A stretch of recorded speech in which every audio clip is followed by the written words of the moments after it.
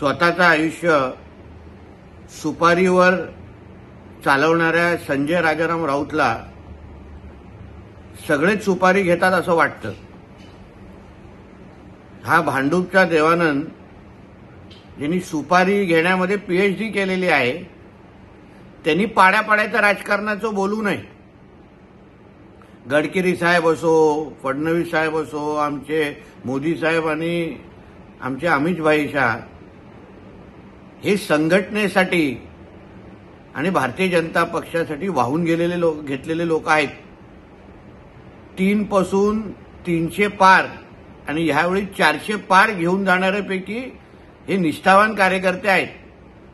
तुझ्यासारखे स्वतःच्याच मालकाच्या बुडाखाली आग लावणाऱ्यापैकी नाहीये. आता जे का तू लंडनला बसलायस ते लॉयड्स बँकमध्ये कुठले व्यवहार सुरू आहेत? काँग्रेसकडून उद्धव ठाकरेचे उमेदवार पाडण्यासाठी तुला किती मोठी सुपारी मिळाली आणि ती सुपारी आता हवाल्याच्या मार्गाने लंडनच्या लॉयड्स बँकमध्ये कसं काय ठेवली जाते ह्याचे पुरावे काही दिवसामध्येच मी देणार आहे.